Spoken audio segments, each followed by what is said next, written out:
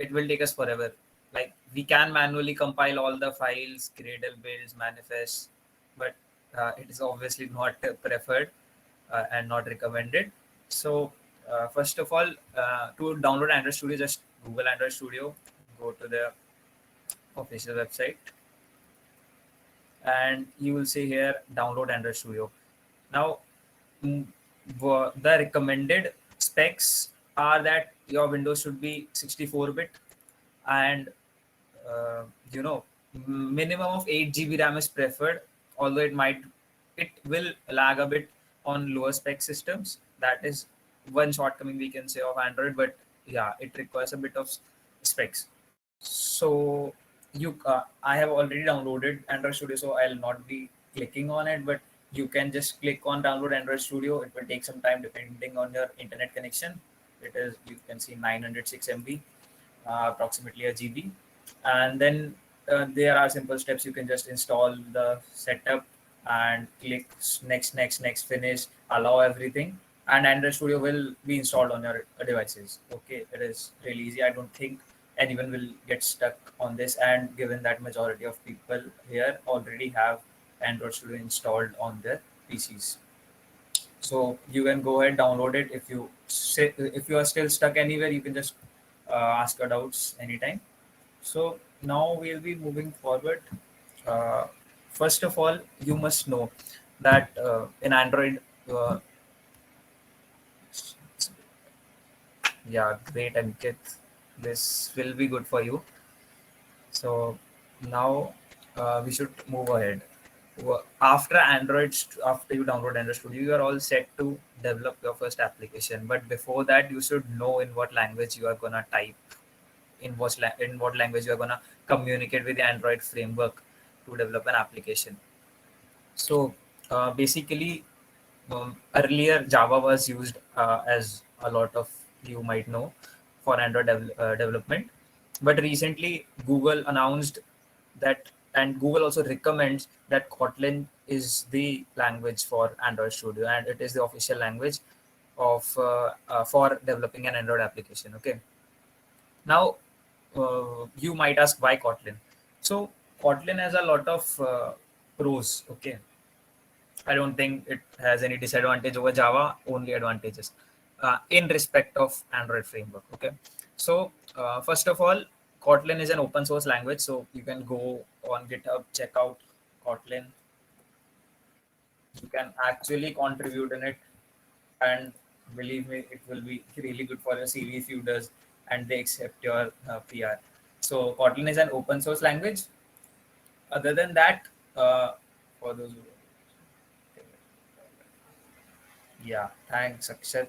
You can see in the chat more efficient if you don't have these specs for a cloud platform. Okay. Recently, cloud is the new norm.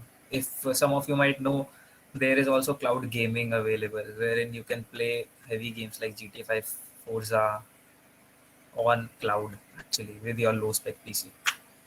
So yeah, coming back to the topic, Kotlin is an open source language, first of all. Secondly, the main advantages of Kotlin is, there are a lot of advantages. The main advantage is the null safe feature of Kotlin. What do I mean by null safe? First of all, let me start by giving you a gist of Kotlin. How does it looks like? So you can see here, this is a typical IDE. Now what happens in Kotlin is every language or program has an entry point. Okay, for example, you might be familiar with Java. In Java there is a main class, and in there, within the main class there is a main method. Okay, that main method is the entry point of your Java, which means that whenever you run your program, the compiler actually enters from the main function, and then in the main function you write a further code, call functions, create objects, do whatever you want. Similarly, in Kotlin we have main method, just like Java, and this main method is the entry point of your Kotlin program. Okay, so in main method I can write, for example, we can simply write hello world, and if we run it,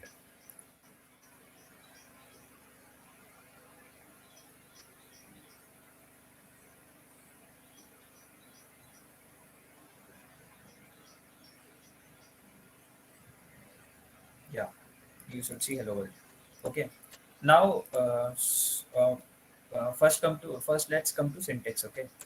You might have seen like in C++ or in Java, many other programming languages, semicolon is a thing. Okay. If you don't put a semicolon at the end of every line, the compiler will show you an error, because semicolon acts like a full stop for these languages. But in Kotlin, semicolon is not required. The compiler itself interprets where a line is finishing. Okay, so as you can see, if I take my cursor there, it says redundant semicolon, because this redundant means this is not needed. Okay, this is unnecessary. So I can put a semicolon, but it will be redundant. So I don't have to put a semicolon after each line. This is the first advantage of Kotlin. So after each and every line, you don't have to put semicolon, and you will not encounter any error regarding semicolon syntax error, which is a lot common in when it comes to Java or C++. Secondly, what we can see is the method declaration. Okay, so you might have seen in C++ or Java, you are more familiar with that. So I'm giving the context of those languages again and again.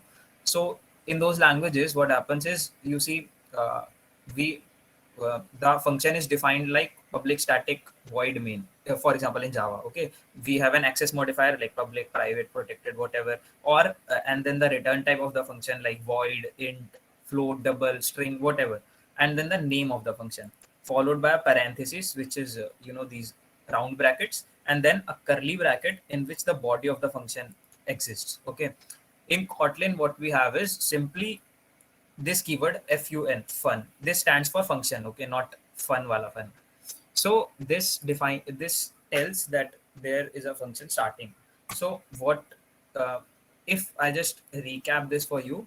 What we need to do to create a function is we need to use the keyword fun. Then we need to specify the name of the function. For example, here we are specifying the main function, and main function will always be the entry point of the program, followed by a brackets, round brackets, then curly brackets in which the body of a function will be existing. Okay, so yeah, now I must ask any of you any doubt till here.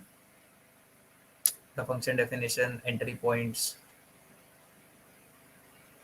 no, all clear, great. So yeah, no header files. Just like Java, there are no header files in Kotlin. Now you must know one thing. Kotlin is like a child of Java. Okay, Kotlin actually comes from Java. What Google has done is, because Java was already using Android, was already used in Android, a lot of libraries were written in Java. So if we altogether introduce a new language like Kotlin, it will be really difficult, to rewrite all those code in Kotlin. And so to reduce that amount of work, what they did cleverly is that they made Kotlin interoperable with Java. So what happens is we can use Java and Kotlin simultaneously. So for example, this is a Java class. Okay, wait a second, I'll create a new one. So suppose I create a new Java class and be it any suppose student class. Now you can see this is Java public class student. Okay, now what I can do in this main is I can create an instance of that Java in this Kotlin. So I'll be telling you about the syntax. Just wait. Okay, so you can see this class is this student or Java class. Now what is happening here is this is interoperability live in action. Okay, Kotlin can use Java classes and Java libraries within itself. So we do not have to recreate all those libraries and all those classes all over again for Kotlin. Now you might ask how this is happening, why this is happening. So you must know how Kotlin works. Kotlin actually runs on JVM only, the Java Virtual Machine. Okay. For instance, now let us talk a little bit about Java JVM. So what happens in C++ is you have a compiler, for example, a GCC compiler, you might say, that compiles your C++ code and converts it into a .exe file if you are on desktop, for example, Windows, for example. So that will be directly converted to executable file and you can execute your program. But what happens in Java is, just a second, I'll show you.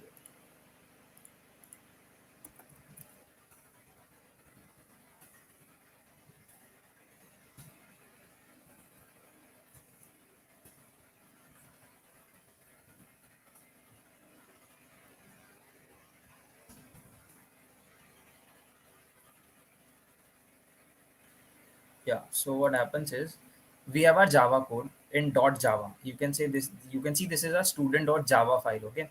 What happens is the Java compiler converts this .java file into a bytecode, which is of extension .class, and this .class file is then executed on the JVM.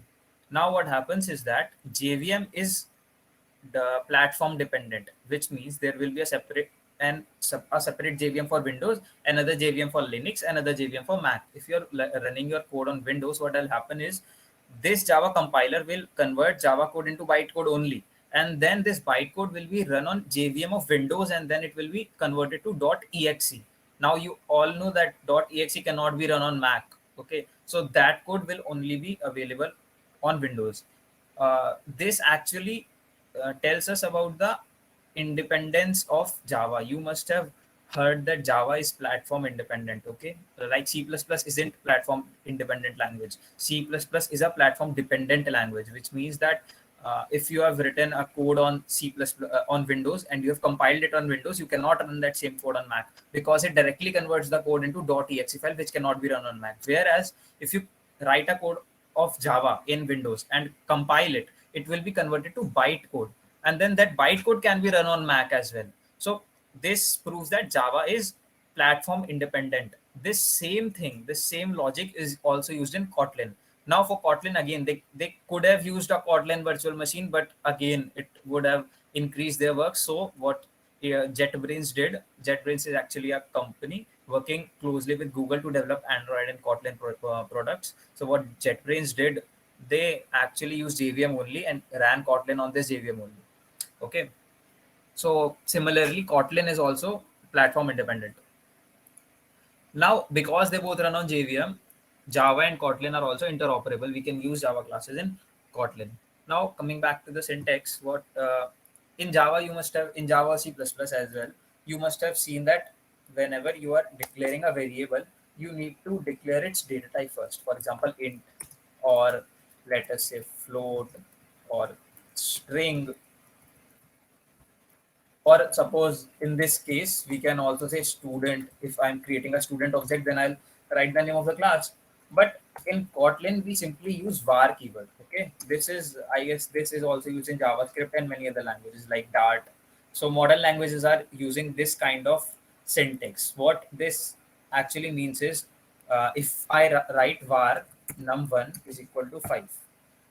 Okay, so what is happening here is the Kotlin compiler creates a num1 variable, checks what value is assigned to it. For example, 5 is assigned to it at the time of its declaration. Note this. Okay, we are declaring and assigning right here. Okay, so if 5 is assigned to num1, 5 belongs to what data type? It is simple, like right? It is int. So what it does is it automatically inferences the type that this is integer, so num1 value will be integer. Okay, so you don't have to explicitly tell the compiler again and again this, that what will be the type of this data type, this variable, sorry. So this process is called type inference. Okay, many modern languages are using type inference nowadays. So this is type inference. We can also create var name is equal to a string, for example. Sorry, you can see. Okay, herein I am passing a string to this variable name, and this var again, we just have to use the var keyword. The compiler automatically interprets what data type is required here. Now you might argue that we might come into some case, we might fall into some case wherein we have to explicitly declare the data type. So that feature is also available in Kotlin. We have to put a colon in front of the variable and then the data type. For example, int. Okay. So this is a we can this you can see we are manually actually giving the data type. Now you will see that this is grayed out. Okay. if I take my cursor to there, it will again say that explicitly given type is redundant here. Why it is redundant? Because the compiler is automatically interpreting the data type of this variable. All right. So similarly, we can also give var name string and then equal to the name. Okay. Again, this is redundant because we don't need it right here. But this is a feature. Now, when do we need it? For example, I'm not assigning num1 the value. I'm just creating. Okay. Now you will see, again, the semicolon is redundant, so we don't need a semicolon. Now you will see that this int is not redundant anymore. Why? Because the compiler doesn't know. If I declare it like this, the compiler will show an error that this variable must either have a type annotation or must be initialized. This variable is not initialized, so the compiler cannot interpret what type is it or what type it belongs to. Or so this must be initialized, or I should explicitly give the type of this variable, which I am doing in this case with int. All right, here you can see. Now again, we can do the same thing for this. So if I'm not initializing a variable, I must give the type of that variable. Now you must notice one more thing, that if suppose that I take a decimal number, so I'll give it a type of double.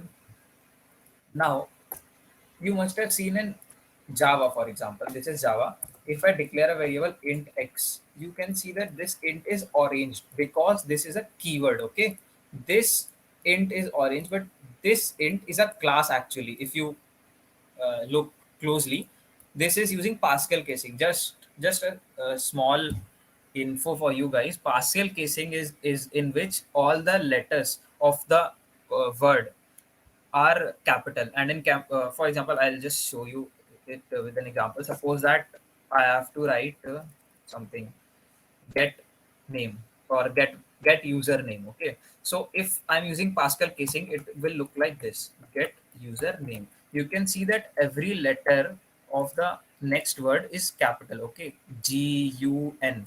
And if I write the same thing in camel casing goes like this. Okay, the first letter is small and then every letter is capital. This is a very common casing in programming. What happens is that we use Pascal casing when we name classes, and in general we use camel casing whenever we name functions. For example, you can say main is small in letter, whereas student class, the S is capital. Okay, so this is just a small info for you guys. Now coming back, we can say that this int is with capital I, and if we control click it, we can say that this is a public class int. Okay, similarly this double is also a class, this int is also a class. So what this indicates is that Kotlin does not use primitives, unlike C++ or Java. In Java you can say that there are 8 primitives. Okay, int, wide, short, long, decimal or double, float, boolean. Okay, but in Kotlin what happens is we have wrapper classes. In Java we also have wrapper classes, but in Kotlin primitives don't exist. We have int class which stores the int variable. Now if you really want to go deep into it, when the code is being compiled into bytecode and then ran on Java on JVM, the JVM automatically interprets this and converts it into primitives. But Kotlin does not support primitives. Okay, it just supports these wrapper classes. For example, if I write it like this, it will show me an error that this symbol cannot be resolved. Okay, unresolved reference. Yes. So now this is about declaring variables. Now there is one more thing. Suppose that there are two methods to declare a variable. First is var, the other one is val. Okay. Suppose I declare a val num and give it a value of 5. Okay. Now what I do is I say num is equal to 6. I reassign it. Now you can see that the compiler, the id is showing me an error. This error, if I go, it says that val cannot be reassigned. So val actually acts like constant. It is not exactly constant. We'll be diving deep into it further, but for now you can say that val actually tells the compiler that this variable cannot be reassigned. Okay, if it is assigned once, we cannot reassign it. So this is for var, but if I convert it to var, the error goes away because var means this variable can be reassigned. Okay, so this will be used frequently in Android throughout var and val. Besides that, just a second. So besides that, yeah, let's go into function declaration. So as I just told you, the function is declared like wait a second, guys. I think I'm going a bit fast. If you guys any does Kotlin work on BSC? Yeah, Kotlin does work on BSC. It has extensions for Kotlin. I mean, how is it working? हाँ yes, okay, no new keyboard, yes yes yes. So guys, अगर किसी को doubt हो इसमें, I'll tell you that suppose I am creating an instance of this class student. Okay, this is a bit of oops. If you don't understand it, don't worry. Oops will be covered further. So suppose that I create a var student, a variable student. Okay, now in Java, what we do is we type new and then call the constructor of the class. But here you can see that new doesn't exist. We don't need new. We can directly call the constructor. The compiler automatically interprets that the constructor is being called, and the object will automatically be created in heap, because you see there are no primitives in Kotlin. So anyways, everything is created in heap. So we don't really need a new keyword in Kotlin. Any other doubt? Anyone till now?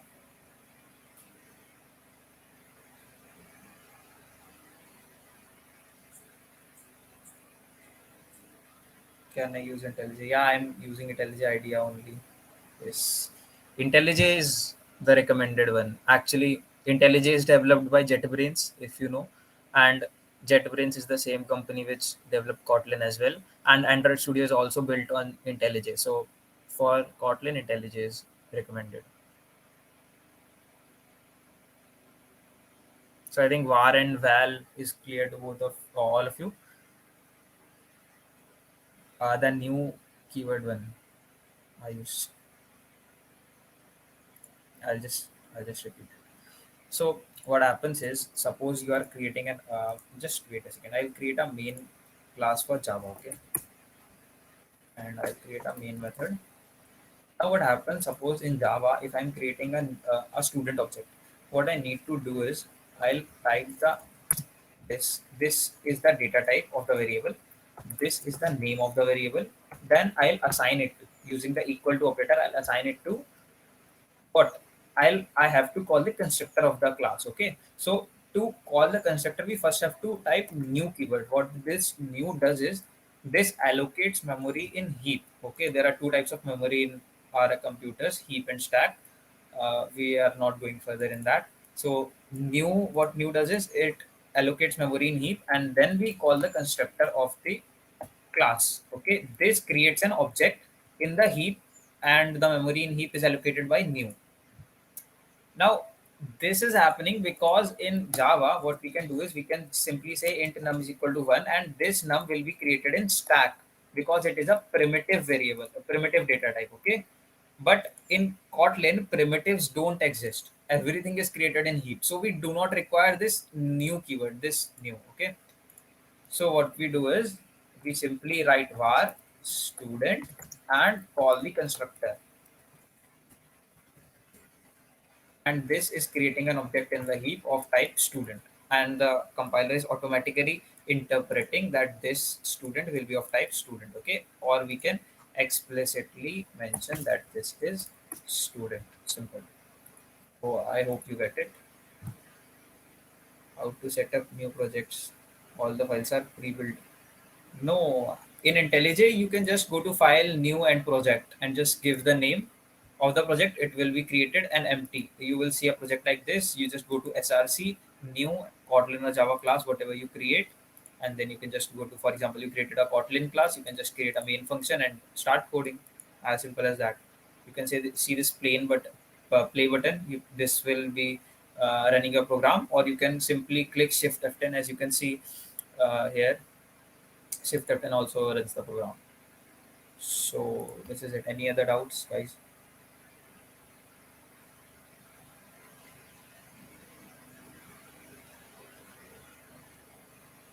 any other thing, then we'll move forward.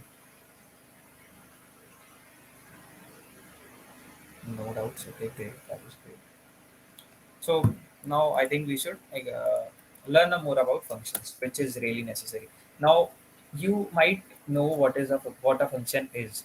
So function is basically a piece of code which can be called repeatedly throughout your code. For example, suppose I create a function add. Okay, uh, I'll be showing it to you in a few seconds. Okay. Suppose that I have a function which add two numbers. Now, the piece of code which that function contains, if I need to add two numbers on 10 places in my program, I'll have to copy paste that code 10 times. Okay.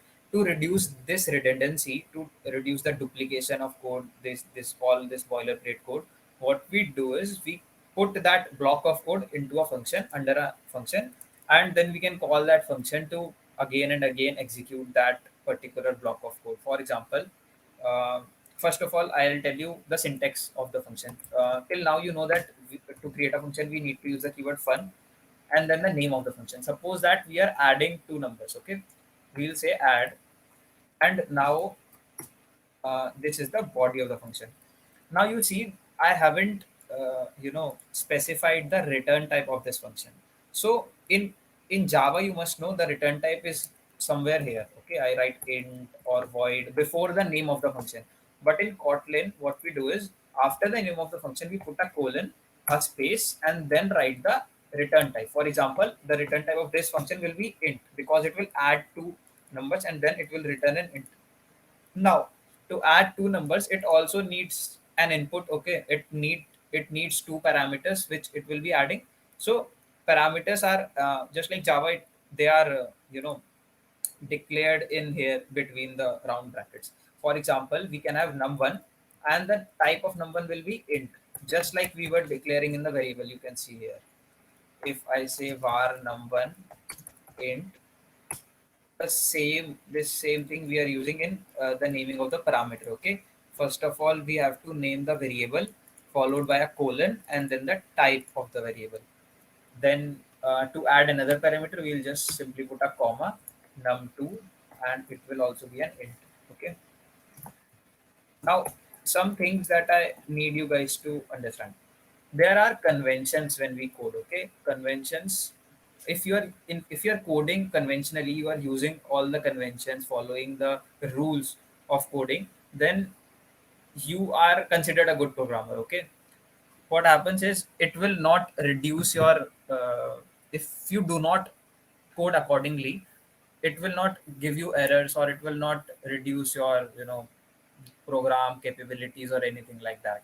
It is a mere convention. When I for example, when I review someone's code, what I see is, are they following the conventions? Now I'm going to tell you in a second that what are these set of rules. Okay, so if you follow the set of rules, it creates a good impression on the person who is reading it, and also it increases the readability of your code. Like if someone else is reading your code, it will be more readable for them. They will understand it better. Okay, so first of all, the first thing is that all the functions should be written in camel casing. Okay, for example, if I name this add two numbers, I should name it like this. Okay, all the functions, first letter should be small, then capital, capital. This is called camel casing. I already told you. Now, another very important thing is the function names or the variable names or the class names. They should be meaningful. Okay, you should not create a var x int. Now, anyone who's reading your code will not know what this x is, what is this doing. Okay, or people write y or a or b when you are this is really important in Android. When you are coding in Android, you will get into a lot of trouble if you code like this. You will There are thousands of variables in an actual application. So if you do not name them meaningfully, you will get into a bit of trouble. So these are good coding habits which you should develop. Okay, so it is not specific to Android. In any general, if you are using JavaScript, WebD, C++, be it any language, you should follow certain rules of those languages. So first of all, you should name the method in camel casing. Okay. Second, very important and very minor thing is that the placement of these brackets. Okay, the brackets should be just one space ahead of the type. Okay, if you are writing int here, as you can see, this is int written. We'll press a space and then one bracket followed by another bracket. See, if I have this type int, or let us just remove the type completely. After the method declaration, I'll give a space, an opening bracket and a closing bracket. Now the opening bracket should be placed here after a space, and the closing bracket on the next line. Okay, this is really important to follow. This norm is followed in Java and Kotlin. When it comes to C++, what we do is we put the bracket in the next line. Now next time you see a C++ or Java code, you can actually look into this and tell that the person knows good coding habits or not. Okay, so for Kotlin, we are using this type of convention. Okay, so always put your brackets like this. Secondly, whenever you code the next line, for example, the nested line, for example, this method, the body of this method is starting from here. Okay, so there should be a total of 4 spaces between this, as you can count. Just a second. Uh,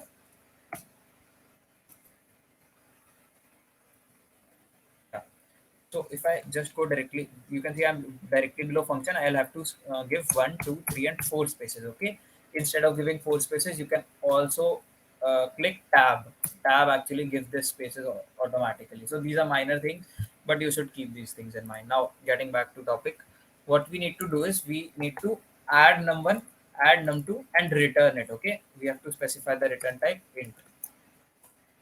Now what we'll do is we'll use the return keyword. Just a second. For the sake of this video, what we'll do is we'll create a var answer and we'll say num1 plus num2 is equal to answer, and then we'll return answer. Now another thing what we can do is, yeah, we can see the compiler already, the ID automatically tells that we can change it to val because this is not reassigned. So you can see this is the use of val. Okay, now another thing which we can do is we can completely remove this answer. This is actually not necessary, and just cut this code and directly return number plus number. Okay, now what we can do is I can call println, and I can call add two numbers and pass in two numbers, for example 5 and 6, and it will automatically return me the sum of these two numbers.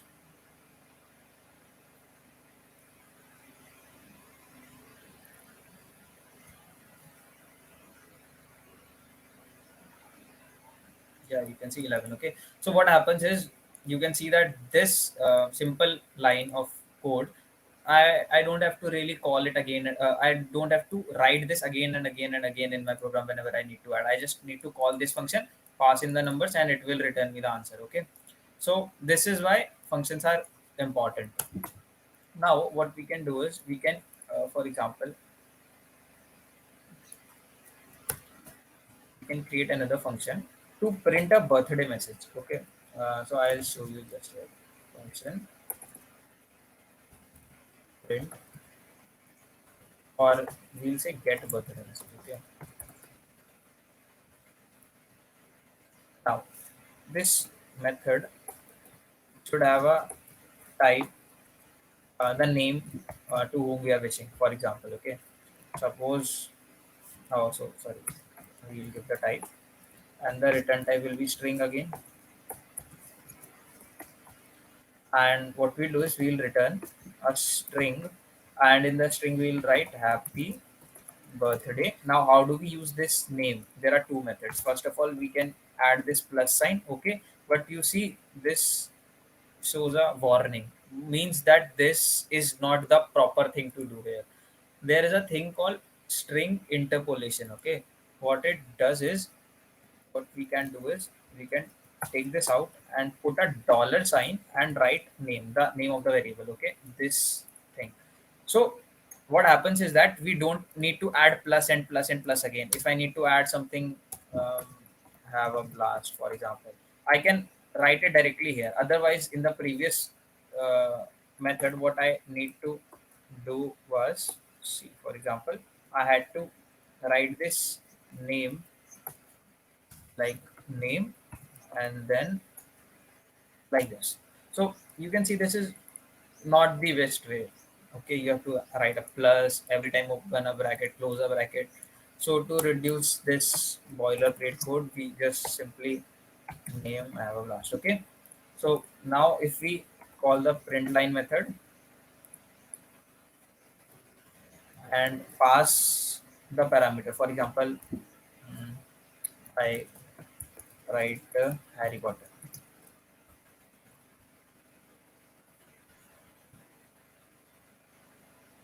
Oh, sorry, I didn't call the function.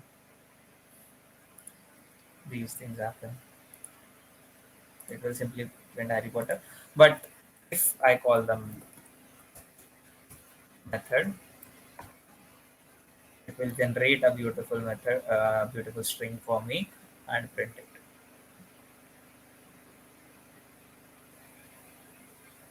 here. Okay. So this is string. You just did this. Now there are certain things we can also take another string. For example, let us say whatever. Mm, we can ask his age, then we can return this, then backslash n. It's your whatever birthday. Okay, you can just pass in the age, 15 birthday.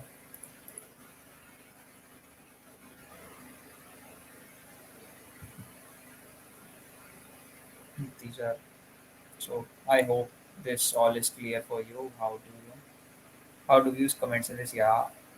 Will it give a error if you use var instead of val? No. Shouldn't the function be of the main method? No, it is not really necessary. See, this is not a scripting language. Okay, scripting language is actually in scripting languages actually it matters where the code is.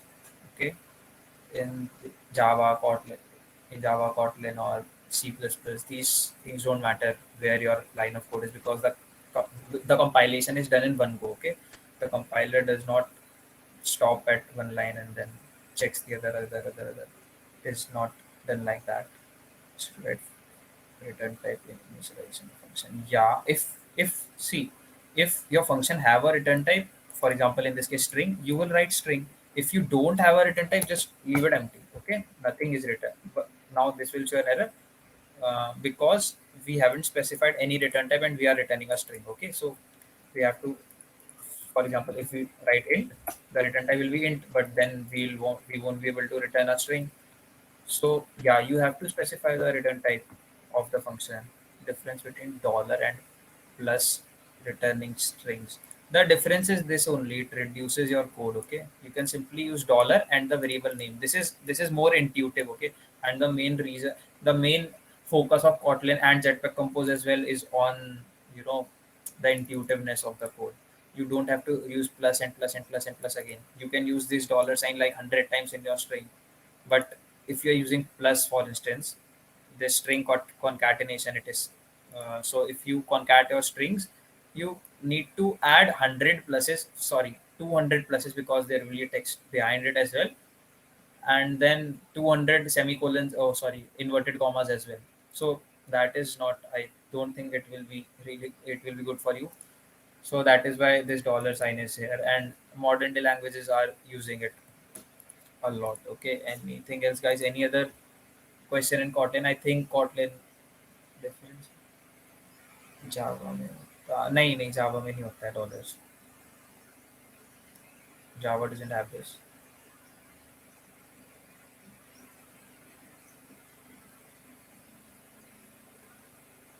Anything else? Oh, your question Kotlin से regarding, yeah, clear एकदम.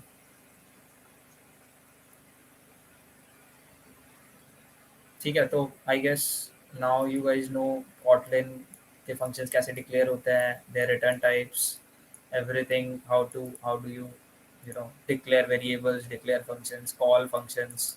You can see here we are calling function, passing variables. And now I think we can move on to the main thing, uh, the Android part. Okay, just a second.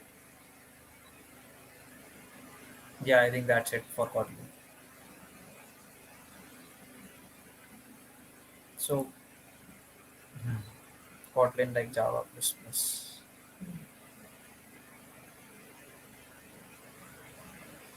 Chalo. So we should get into Android Studio. Okay. So now what happens in Android Studio? First of all, when you will open your Android Studio, this is what you will see. Okay. Now don't get scared or anything. You will get familiar to all these tools a lot quicker. Okay, so I have already created this project, but to create a new project you can go to new project. You can choose a template from here. You can see there are a lot of templates, lot of templates. You can actually code in native C++ if you don't know, but that is not recommended. Google Maps activity, login activity, empty activity. But what we are using for this camp is empty compose activity. You will click on next, give a name for your application. Okay, these are all default, let it be, and you can set the minimum SDK. It is always recommended API 23 Marshmallow is good enough. Okay, for your projects. So just leave all this as it is, name your application whatever you want, and finish. When you click on finish, you will directly get onto this window. Now, first of all, we need to understand Android Studio. Okay, you can see this is the projects panel. Here, and you can see I can see the project in different versions. For example, when I go to project, I will see the hierarchy of the files. For example, if you go directly to the folder, you will see this kind of thing: Gradle, Idea, App, SRC, which stands for source, main, Java, REST. Okay, this will be the structure. Now, this structure is a bit difficult when it comes to Android Studio, handling Android Studio. Okay, this has its own uses, but when we are developing a project, we will not be using this project panel.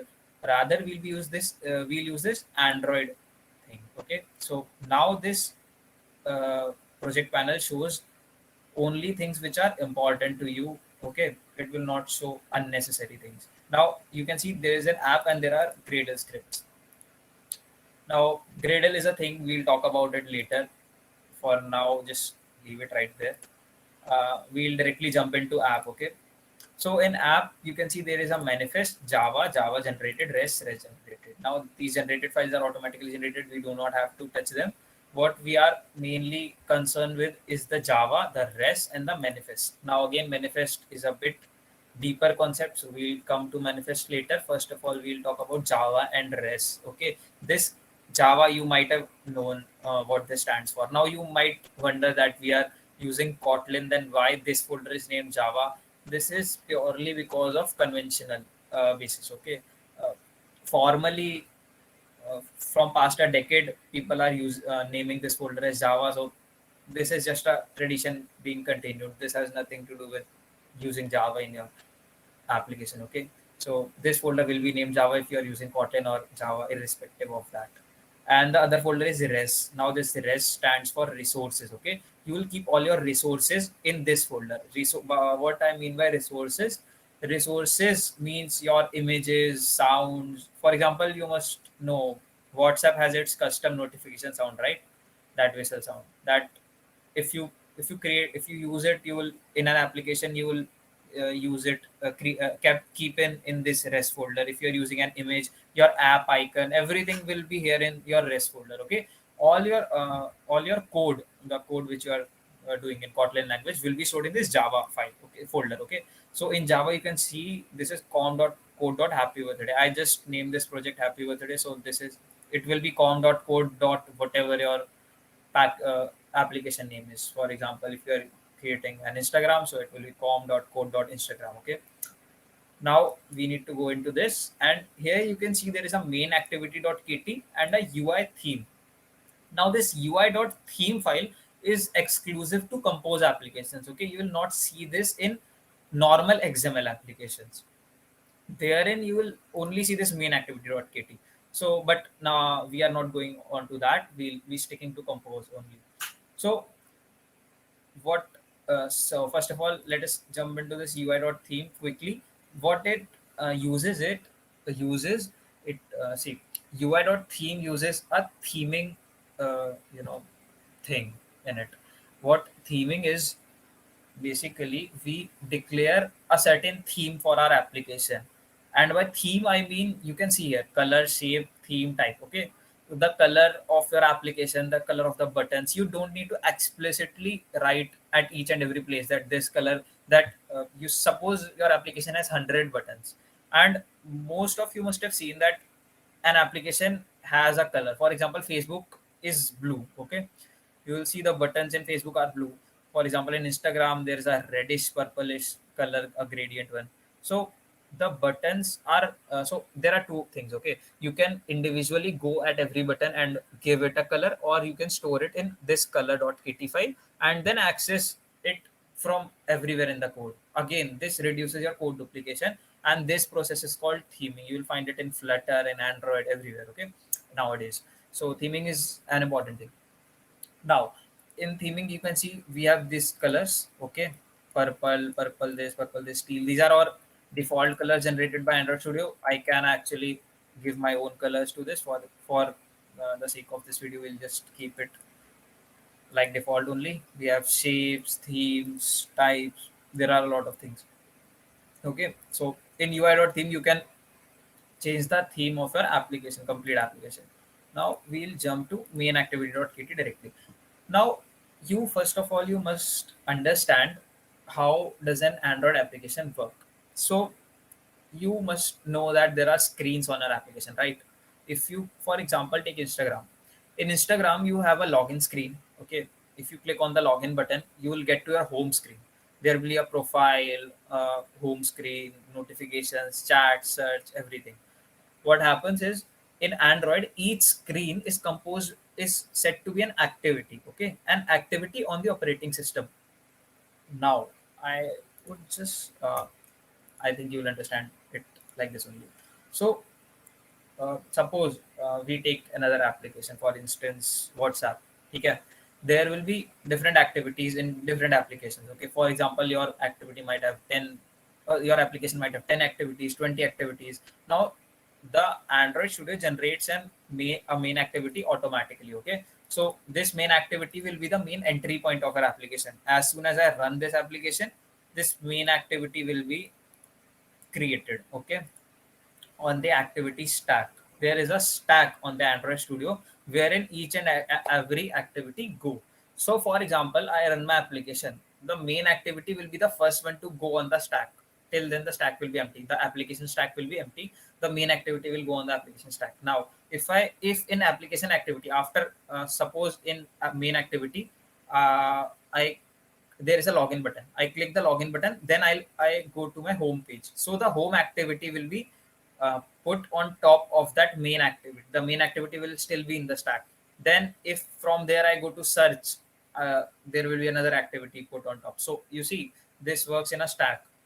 New activities get comes on, and they're put on and on and on over the stack. That is why you must have seen, if you click on the back button, what happens is that top activity is removed from the stack and the bottom activity comes up. So if you press a back button on your Android device, it takes you to the previous activity. Okay, this is how an activity stack works on Android. I guess i guess it is clear to you guys. Any doubt? This is the basics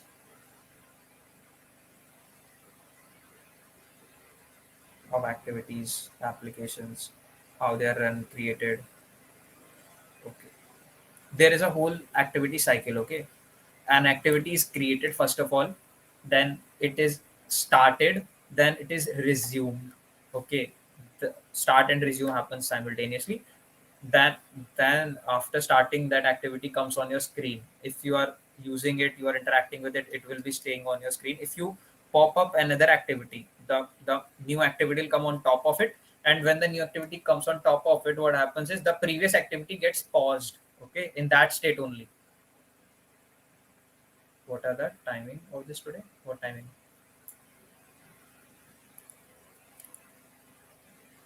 So just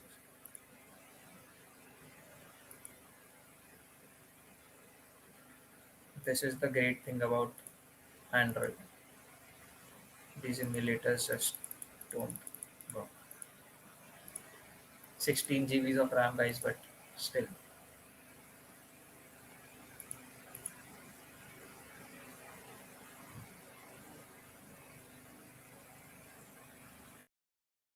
Bit heavy. That is why it is recommended to use, uh, an external device. It will reduce a great amount of load from your PC if you use an external device. But I cannot because I need to share my screen, show you guys.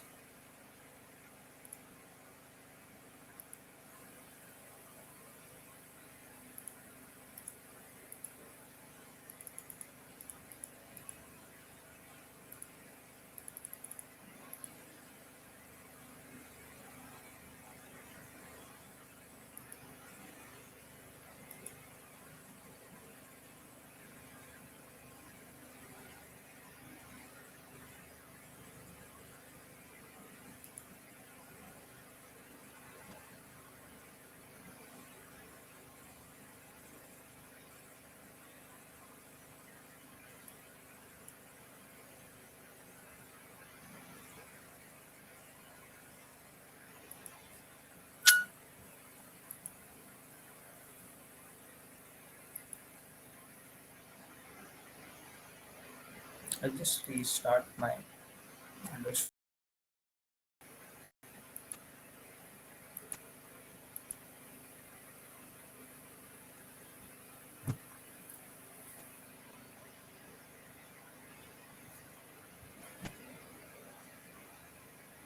In the meanwhile, guys, you can ask any questions.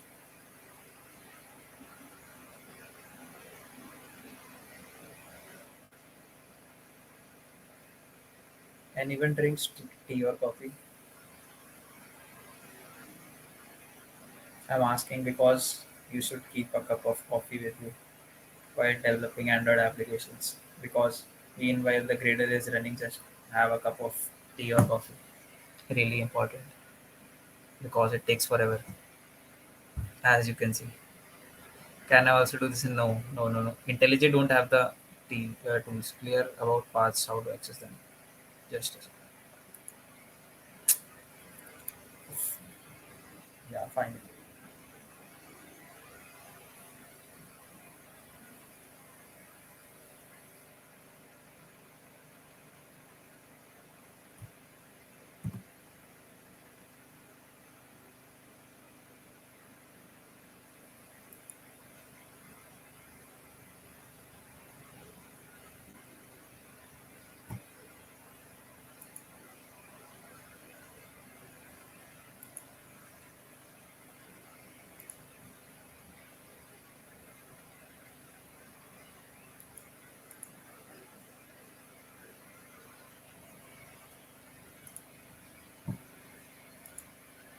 Yeah. Okay. So before running it on Android emulator, I'll just quickly uh, go through you.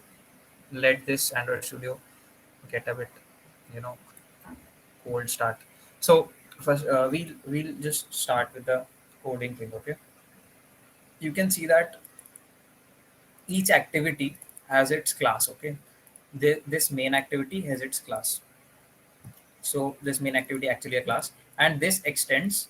You can see this extends component activity. Okay, every all activities extends this component activity class. Now in this component activity, what I need you to should I zoom in or is it visible to you guys? Should I increase the text size or something? Visible. Okay, zoom would be nice. Yeah, I think also. Just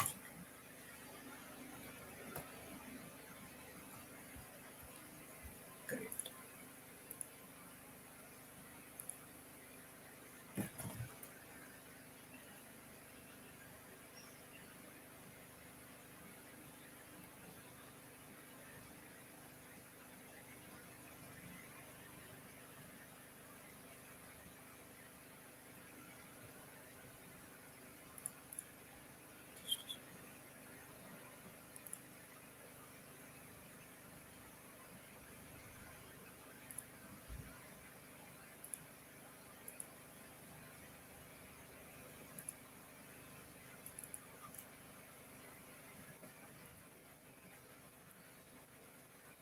a bit too much.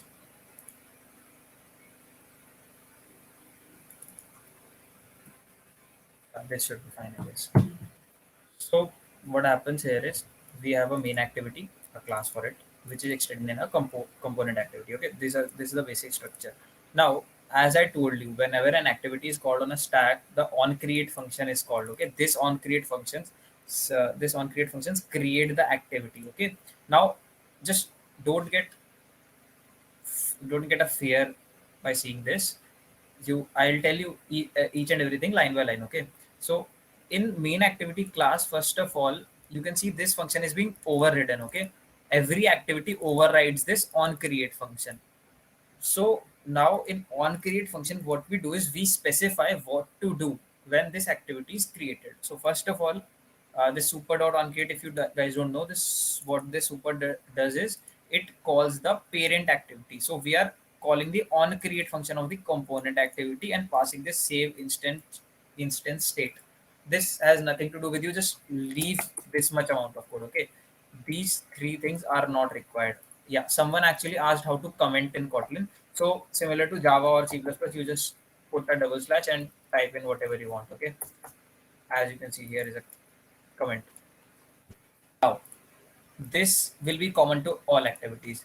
Next up, what we need to do is we need to set the content for that activity, like what will be visible, what will be the UI of that activity. So this set content function will help us in that. Now, this set content function is we have to pass another function in this set content function. Okay. Now you must see that all the functions in Kotlin, in any language, for example, use this kind of round brackets, right? But this function is using a curly bracket. You can see here this curly bracket and this curly bracket. Why is that?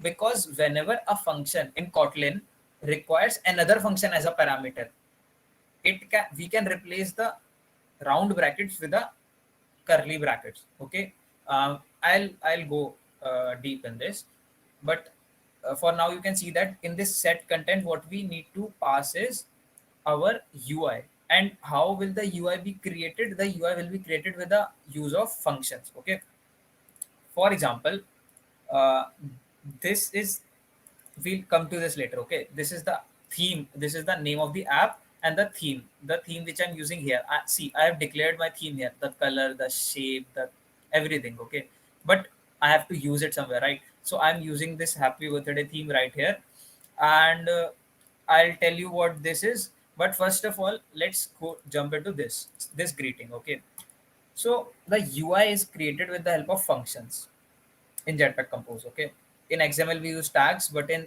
Jetpack Compose we use functions. Now those functions are annotated with @composable. Now, just a second, I'll clear this out and write it again for you so that you get a better understanding. Now, uh, we have to create a greeting function, for example. Now, what was the syntax of the function? We first have to write fun, the keyword, and then the name of the function. For example, greeting. Okay, and we need to take in a parameter. What is the parameter? For example, let it be text, whatever we like to print. Okay, or let us take a birthday greeting. Okay, let us change the name to birthday greeting. Suppose we need to display a birthday card for anyone, so the name of our function will be birthday greeting. Now, what we need is the name of the person we are messaging to, right? So we'll take the name as a parameter, and the data type will be string, right? Now the body. Now, one thing and very important to note is Jetpack Compose works on functions. Okay, these functions are supplied with parameters, as you can see, and then this function uses this parameter to emit out, or to to project UI on the screen. Okay, so the compiler needs to note that this is a composable functions. These are called composable functions. Okay, composable functions. Now, one important thing is composable functions do not have a return type. Okay, they do not return anything. because they just take the data and display it on the screen. Any return type is not required, and therefore you cannot give any return type to any composable function. Now, how does a compiler will know that this is a composable function? So for that we use annotation. Java also has annotations, if you might know. Okay, annotation is not a new concept; it is very common in programming world. So we use annotations to tell the compiler that this is a composable function. As in here, to write an annotation, we first of all use the @ sign. This is an @ sign or at the rate of sign, and then we'll use composable annotation. Okay, we'll click on this, and you can see that this turns yellow, and now this function is annotated as composable.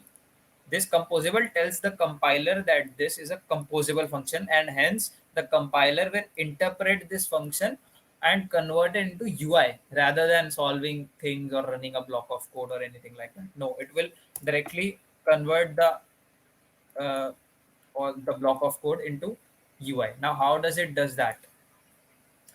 One thing to know is that composable functions can only be called from composable functions and can only call composable functions. Okay, you cannot call a normal function from composable function, or normal functions cannot call composable functions.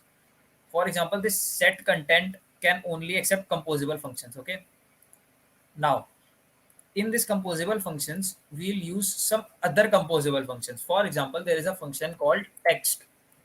Okay, and this, you can see I put this bracket. This means that this is a function, and in this I'll pass the text which is to be displayed. For example, just the name of the person, which is, I'm taking the parameter, for example, name. Okay, you can see that in this composable birthday greeting I am declaring another text. Okay, this acts like a text view in XML. If you guys uh, if you guys are familiar with XML, we use text view there, right? So this acts like a text view in composable. Now, what happens is that this text is actually a function, and you might argue that I just half an hour ago I told you that function should be written in Camel casing and not in Pascal casing. But here you can see that these functions are written in Pascal casing, all of them. Okay, why is that? Because composable functions are written in Pascal casing. This is done because it will be easier for you to differentiate that which function is a composable function and which is a normal function. So a normal function will have Camel casing, but a composable function will have a Pascal casing. Okay, now I can actually control click on this text and get into this function. If I just control click, you can see this is the library. This is the package Android X.compose.material. Android X stands for Android extensions. Okay, Android X is a big set of libraries used for Android nowadays. And in this function text, you can see that this is also annotated as composable, which means that this text is a function which is a composable function. It will not return anything. You can see it has got several parameters. One is text, which we actually passed in an argument, and then we have modifier, color, font size, font style, font weight, family, letter spacing, a lot of things. Okay, now you can see that everything is initialized. Text style is equal to unit is equal to, you can see and is equal to sign everywhere. This means that everything is initialized, but the text is not initialized. So whenever we are calling the text method, we have to initialize it. We have to give this text a value. Okay, now okay, just a small thing which was left in Kotlin. I told you guys that Kotlin is a null safe language. Okay, just a short thing which is a really important feature for Kotlin, that Kotlin is null safe means that you cannot assign any variable null. Okay, in C++ or Java you can simply say that string name is equal to null, but if I say var name is equal to null, what it will do is it will give me an error, because just a second. Yeah, so if I specify it to string, okay, see, I specified that its type should be string, and it will show me an error because null cannot be a value of a non-null type string. Non-null. You see here, what happening is this data type should always be a not null data type. If I write it int, it will again give me the same error because int is not a nullable type. Okay, so अगर मैं यहाँ पे string use करूँ for example, तो ये I cannot assign it to null explicitly. Now to do that, I have to put a question mark in front of it. Okay, if I put a question mark in front of string, this means that now this is nullable. Okay, now this variable is nullable and I can assign it to null. Why this is done? This is done basically to reduce null pointer exceptions in applications. If you might know, or if you are doing Android a bit, you must know that null pointer exceptions are really common in development, not just in Android, but in many other frameworks like Flutter, WebDev, everything. Null pointer is really common. So to reduce to this reduces a lot the null pointer exception. So in Kotlin, you will barely get a null pointer exception. This does not completely removes it, but it does removes it to some extent. So yeah, here you can see that this question mark means a nullable type. So if you see question mark anywhere, doesn't just don't get scared. It just means that this variable is nullable type. And if I remove it, it will again show me an error because this is now not null. So coming back here, you can see if I go to text, this text is string. Now this string is not null because there is not a question mark. Okay, but if you see font style, this is there is a question mark. There is a question mark in font weight, in font family, in text align. This means that these things can be nullable, and as you can see, these are assigned to null. Okay, now this will not throw a null pointer exception, but you might get null pointer exception in many cases. That is why Kotlin is a null safe language. Okay, which is another advantage of Kotlin. Now you can see that here we declared this. Now what another good feature of Compose is that we can preview our code directly while we are coding. For example, in XML, you need to again and again build, run your application when you are in XML. Okay, but in Compose, you can simply preview this function only, not the whole UI, just this function, just what this function is doing. How, you might ask, and here's the answer. Okay, we'll say birthday greeting, and yeah. So I'll just show you this. What happens is we create a default preview function, and see, if you want to preview anything, you need to have a value. Okay, like suppose that I cannot preview this. If I again, for preview we need to use annotation. Okay, we need to tell the compiler that I need to preview this, but you will see that there is an error. Okay, because what we need to do is, herein we are having a parameter, and this composable will only generate a UI when it has a parameter, right? If I don't supply an argument to this function, what will happen is it will display nothing, and so I cannot preview it. Whereas if you see in this example, what I'm having is I have a function with the name default preview. It is a composable function because it needs to call composable other composable functions, and I annotate it as preview. Okay, at preview. Now this will tell the compiler to generate a preview. What happens is this is just the theming again. Okay, I can remove this theming completely. It will just affect the color and all those things of it. Nothing to do with what is displayed on the UI. Now I am calling this birthday greeting. As you can see, this birthday greeting I just composed, and this birthday greeting is being displayed here. Now this birthday greeting I need to supply a name. For example, suppose I again supply Harry Potter. I can go to see, this is code split design. Okay, what happens is in this split view, I can see my code and my preview as well.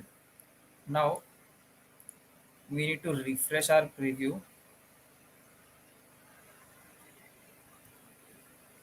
This is showing the old preview.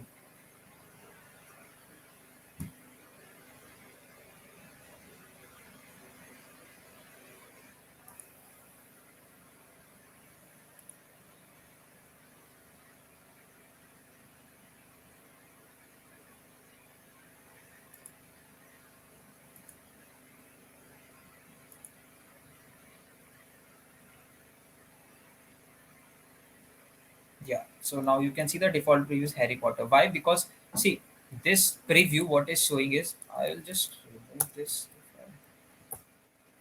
if that is confusing you.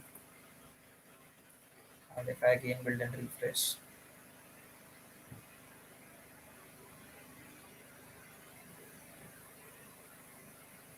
yeah, okay.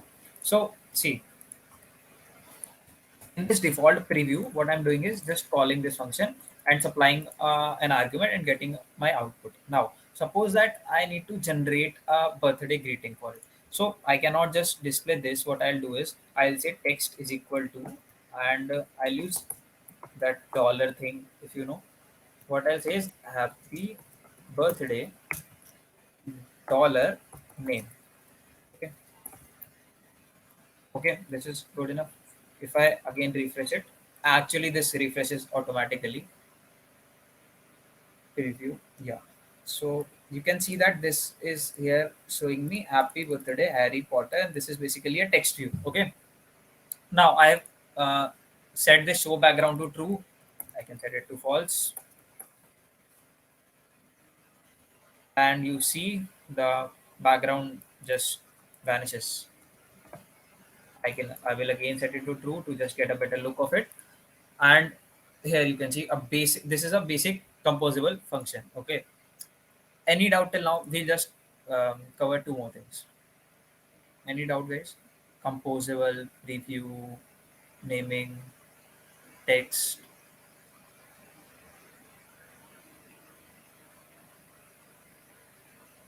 Any doubts? Anyone?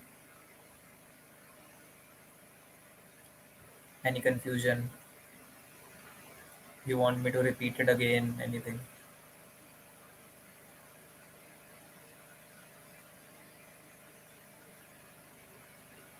Okay. So I think I'll move on.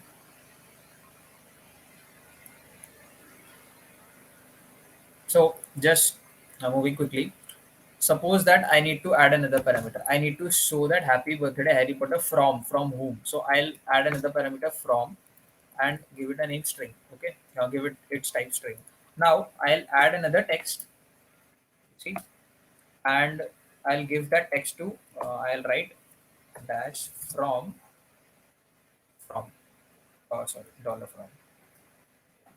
Okay, this I think you understand. It's simple. If I refresh it, great. So it shows an error because I need to pass in here, for example, my name, birthday greeting to it's Harry Potter. And in preview also, I told you for preview we need to pass in the arguments. Otherwise, it will not show us the preview.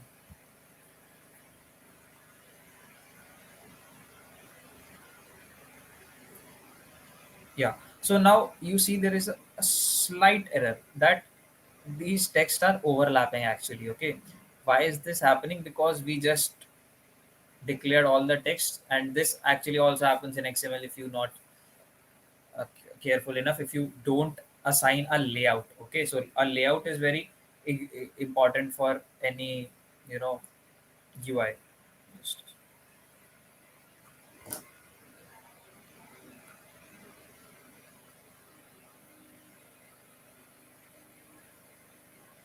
Okay, so quickly moving on to the, for example, you might know in XML we have linear layouts, right? In Composable we have rows and columns. So for example, I'll just type row, and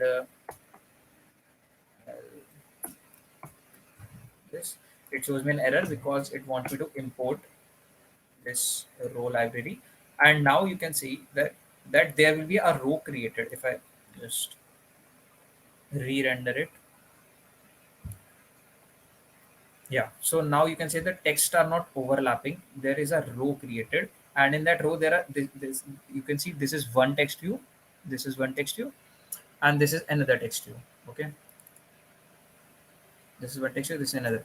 Now we can replace row with column. Again, we can import it and render the UI again. and this is displayed like this.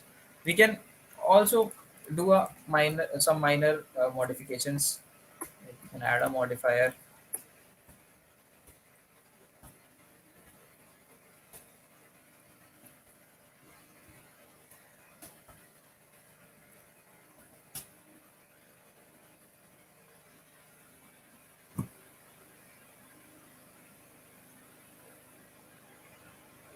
You can see now this text is right aligned. I can also specify the size, the font size, and the font size. For example, if I set it to 24 SP, now you see I have to import the SP. A lot of you might wonder what SP is. SP is basically a unit in Android. Okay, for basically see there are two units. First of all, let me just show you the. You see the text is now increased and my this from is decreased a bit. This is a column. Now uh, in Android we have two types of you know units. One is SP and one is DP. SP means scalable pixels and DP means density independent pixels. Now, what scalable pixel? They basically they both do the same thing. The main difference is that SP stores the data of the user, which he sets to his font size. For example, whenever you open your phone, you set your font size to small, big, large, normal, whatever it is. So this adjusts the font according to the uh, preference set by the user. So that is why whenever we are giving font any size, we use SP, and DP is used to give dimensions to normal UI things. For example, any image or any layout, anything like that. What DP does is, I'll just take 2 minutes to explain you that. What DP does is that density independent, it stands for density independent pixels. What it does that if you say that an image is 5 dp long, what it will do is if its height is 5 dp, what it will do is it will take a medium density screen. A medium density screen is one which have 160 dpi, for example 160 dots per inch or 160 pixels per inch. Okay, so it will take a 160 pixel per inch screen and it will measure the length which 5 pixels take. Okay, and suppose all the Android devices don't have the same density pixel, right? So suppose you are using a high density screen. Okay, an iPhone for example, oh sorry, iPhone don't run Android. A Samsung for example, Samsung Galaxy. So what happens is that in high density screens it will adjust the number of pixels according to the length. Okay, because 5 pixel in high density will acquire less length than 5 pixels in low density, for example. So it will actually ruin your application. So that is why we use DP, and the operating system take care of the length and breadth of all the things. So I think, guys, any questions? Okay, any questions till now? Column, rows, composable. I think this is more than enough for today. You got to know about the basics Android architecture, Android Studio, the on create function, the composable annotations, preview, composable, how to see previews. Okay, and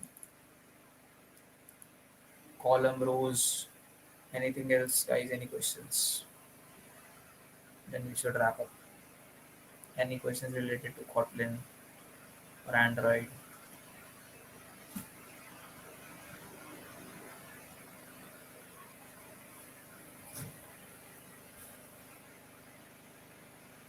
Modified.align is giving me an error. Unresolved reference align. I think you need to just a second. You need to import it if you haven't. See, when you write modifier,